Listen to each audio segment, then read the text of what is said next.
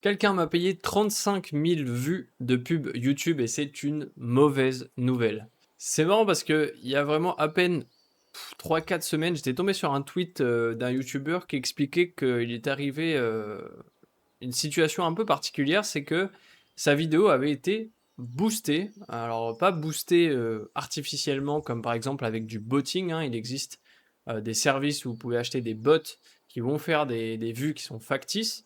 Mais lui, c'était des vues qui étaient bel et bien référencées par YouTube comme étant de la YouTube publicité, des YouTube ads, mais que ce n'était pas lui qui avait initié des campagnes publicitaires.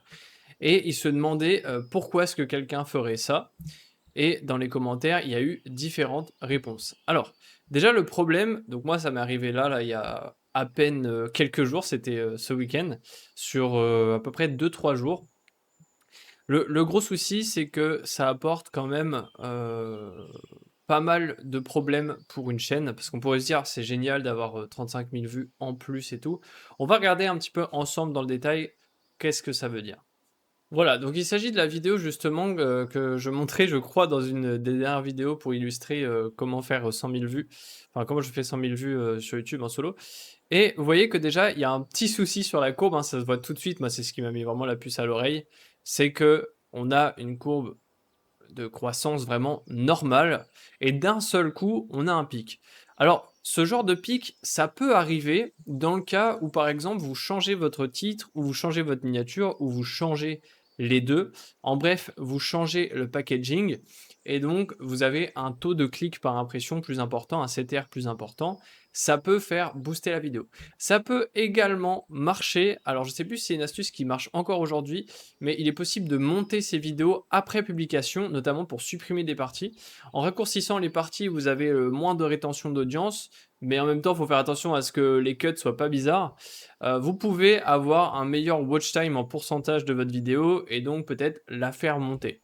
Là, ici, je n'avais pas modifié le titre, pas modifié la miniature. J'ai pas fait de cut post-publication.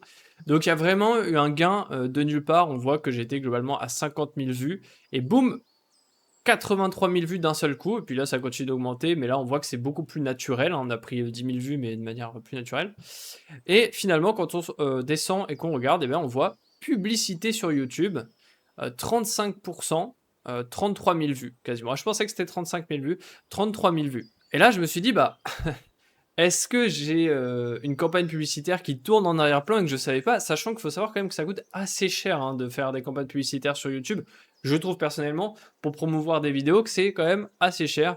J'aurais tendance à dire, je vais vous donner une fourchette, voilà, pour pas laisser dans le vent, mais pour moi, 33 000 vues vraiment effectives sur la vidéo, c'est une campagne globalement à 200 euros, hein, facile.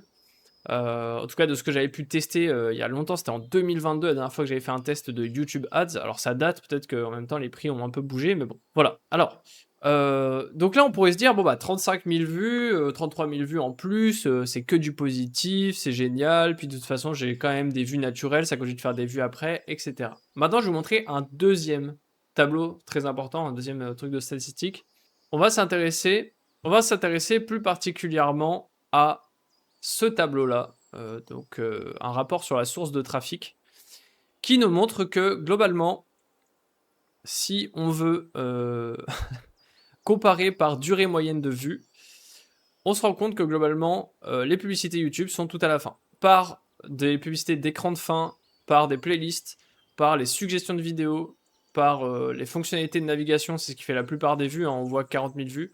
On est à peu près à 10 minutes de watch time, hein. Pourtant, on est à 9 minutes parce que on a 33 000 vues de publicité sur YouTube qui ont même pas 2 minutes de watch time. Voilà.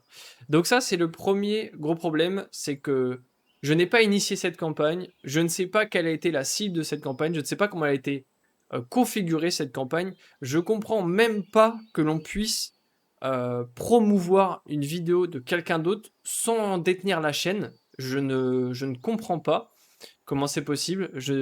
Voilà, je ne sais pas vraiment ce qui se passe. J'ai quelques idées et on va les aborder après sur quel acteur est-ce que ça peut être. Mais c'est vrai que c'est quand même assez abusé. Donc ce qu'il faut comprendre, c'est que déjà, ça vient flinguer les métriques de la vidéo. premièrement. Deuxièmement, ça peut créer une fausse audience parce que on ne sait pas quel segment de la vidéo a été proposé.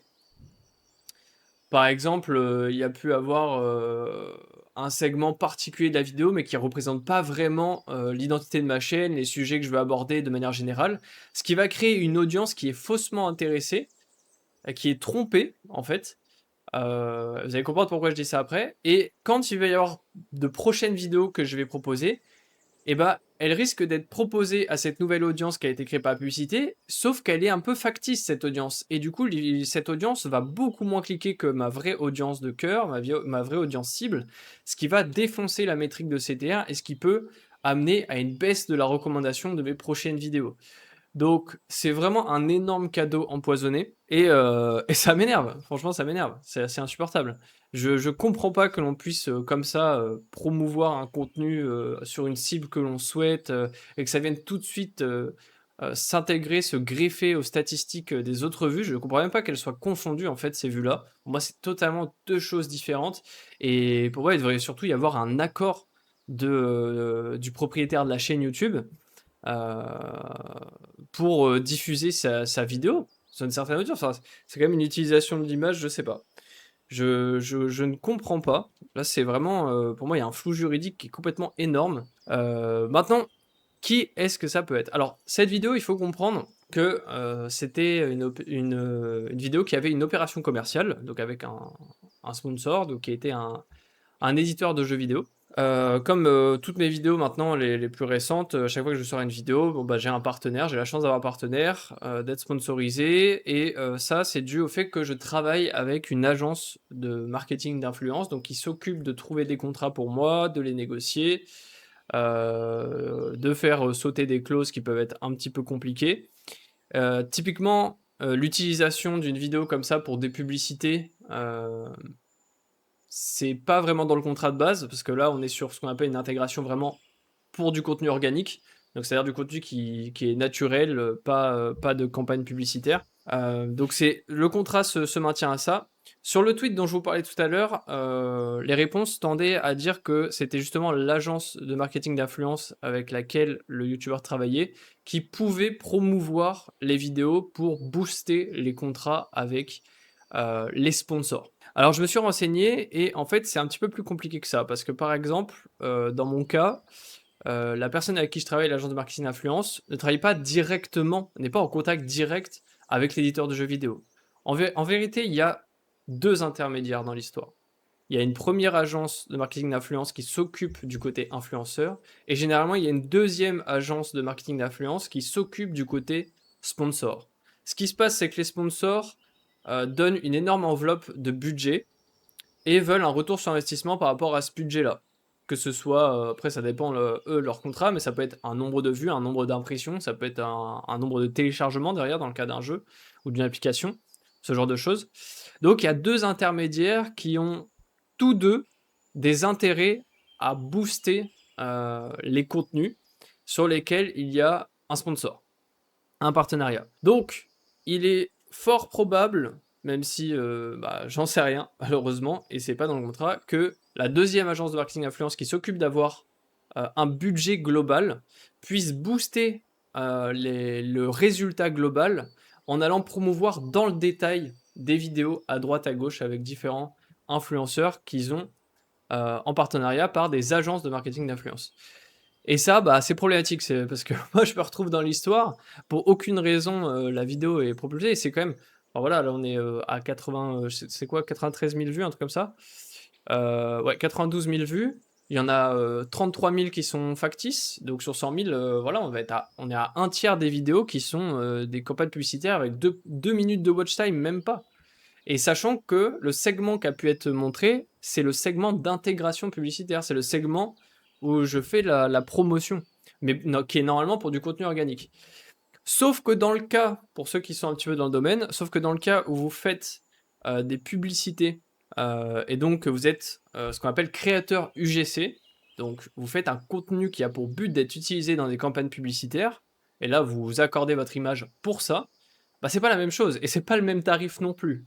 Parce que vous n'utilisez pas votre image, enfin l'entreprise n'utilise pas votre image de la même manière. Ici, mon image, elle est rapportée à mon propre contenu, elle est rattachée à mon propre contenu de base, un contenu organique. Si d'un coup, elle commence à être utilisée dans les campagnes publicitaires qui ont pour but de promouvoir uniquement le jeu, c'est plus du tout la même utilisation de mon image. Et c'est plus les mêmes tarifs, etc. Mais même sans parler de ça, en fait, c'est hors contrat. C'est juste hors contrat, c'est juste en gros illégal. Voilà, c'est juste illégal. Donc voilà, c'était un petit sujet que je voulais aborder avec vous, parce que ça montre quand même des enjeux de business derrière les réseaux sociaux qui sont plus grands que ce qu'on pourrait penser. Alors, personnellement, sur les enjeux monétaires et financiers, je le savais, on voit un peu à droite à gauche quand même certaines sommes de sponsoring, hein. Enfin voilà, sur le top YouTube, les sommes de sponsoring, on est à 6 chiffres, ce genre de choses.